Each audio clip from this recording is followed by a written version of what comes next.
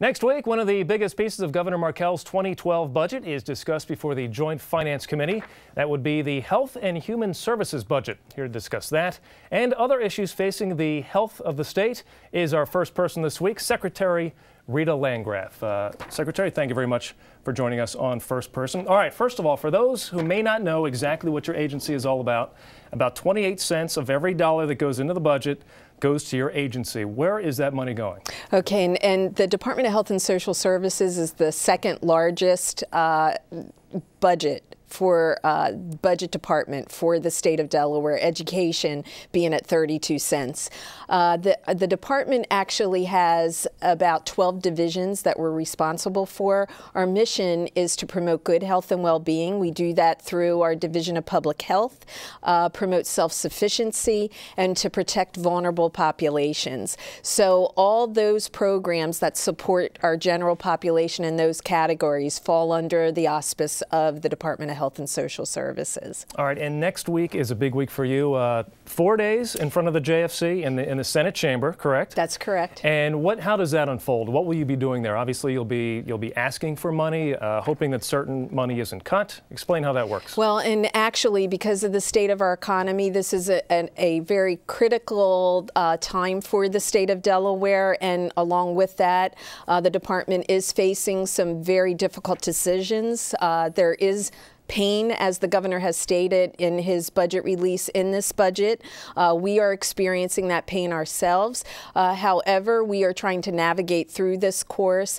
We actually looked at triaging and looked at what was most critical to serve our population, and those are the programs that we attempted to protect through this budget process. The other critical issue that we have is the growth in our Medicaid program, and that is the health insurance for individuals who are considered impoverished, for the aging, and for individuals with disabilities. We currently have 195,000 people on our Medicaid rolls, so that's roughly 4 Delawareans access our Medicaid program. Second to that is our SNAP program, which is the Supplemental Nutrition Assistance Program. We have 137,000 people on our rolls. And again, you have to be pretty much in need to be part of those two programs economically. So we are definitely very supportive of Governor Markell's initiative to increase jobs. We have seen that in social services, that because of the state of the economy, the demand for our service has spiked, but also the revenue side of the budget has gone down, and therefore we did have to make some critical cuts. I want to get to more on Medicaid in just a second, but let's talk about next week in front of the JFC. This is when a lot of the most vulnerable people in the state get up there and say, please don't cut money for my program. How difficult is that for you and the lawmakers, and really, will their much needed funding disappear this week, some of that? I think it's difficult for all of us, and what we attempt to do is problem solve, and actually problem solve outside of the government structure. We're trying to work with our community partners to identify how best to leverage the funds. I indicated those 2 higher programs, the Medicaid and our SNAP, which was traditionally known as food stamp programs. We're going to preserve those programs, although in Medicaid I am making some cuts in the Medicaid program in order to help sustain that. The one program that we felt as though we could no longer sustain, and we do recognize how painful it's going to be to the population who currently receives that, is our General Assistance Program. And in Delaware, there's about 3,500 individuals that receive the General Assistance Program. It amounts to $4 million in the state overall budget.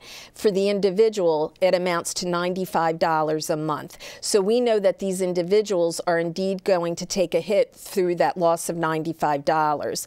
The governor is put into his budget $1.5 million to look at how one-time funds, to look at how we can work with those 3,500 individuals to connect them to other services, to possibly connect them to Social Security if they're eligible for Social Security.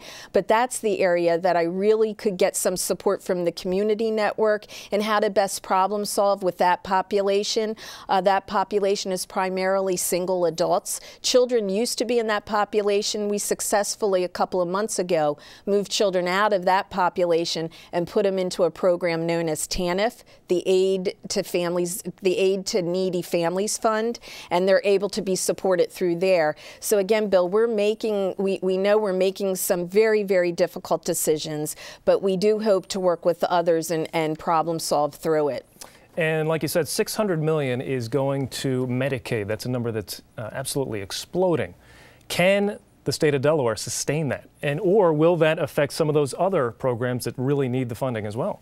Well, I believe if you look at the Medicaid program, it's really squeezing the other programs out. And that's why we want to take a very careful review of Medicaid. We're actually examining what other states are doing in the Medicaid program. We're looking at the private insurance market to see what their benefit package is. Are we offering more than the private insurance market? And if so, can we then limit the benefits to kind of coincide with the private insurance market as well as other states that offer the Medicaid program. So we're looking at cost containment measures. We're looking, most of that population is in managed care, and I believe our managed care organizations do a very good job at managing individuals' care. We don't want to limit care where people need care, but we don't want to also just provide unlimited care if the population doesn't require that. Compared to some other states, it may appear that Delaware is rather generous with Medicaid. Would you agree with that on any level? And is that something you would look at in the future? I tend not to look at it being a generous program. What we want to do is what are other states doing, and can we bring the program in line with what other states and use the private insurance as the marker as well. But as I said, we are, evaluating that. We're also working with the federal government, with the Center for Medicaid Medicare Services.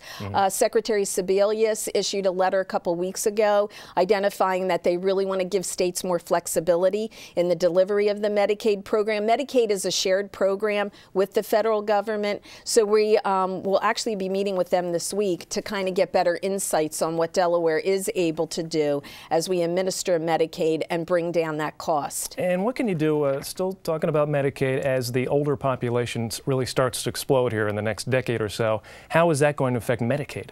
Well, actually, that will be a cost driver for the Medicaid program, and what we're looking for, and our long-term care population is in the traditional insurance population. What I mean is we do a fee-for-service.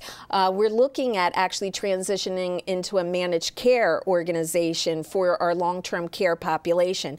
And what my goal is to actually manage people's care, that the older population, what the market is asking us to do is to give them more options in community-based care as opposed to facility-based care. So we want to work with our Division of Aging, which is part of the department, and build that continuum. So when people need a higher level of care, 24-hour care, they still have access to facility-based care. But when they can require less level of care and remain in their homes, we want to make that safe for them to remain in their homes and be able to bring that care to them within their home. Do you think seniors going forward are more interested in the community-based model than staying in a home? I do indeed, and I know that AARP has done a lot of work in this area. They actually surveyed their membership within Delaware, and over 90% of the members indicated that they preferred to remain in their home and what they term age in place or age in community. And with Delaware's demographics, we want to be able to better support the Delawarean, but we also want to be very fair to the taxpayer and ensure the best cost benefit for that delivery of care. And community is indeed that. Let's talk about some of the ongoing issues at the Delaware Psychiatric Center. The U.S. Department of Justice filed a report recently in November, and I'm quoting here. They did cite some improved conditions, but they said that the hospital continues to warehouse the mentally ill and fails to protect them from harm. How do you see the situation going on there? Well, and actually serving as chair of Governor Minner's task force on continuous improvement at the Delaware Psychiatric Center, I was not that surprised as to the United States Department of Justice findings, and actually was quite appreciative of having that dialogue directly with them.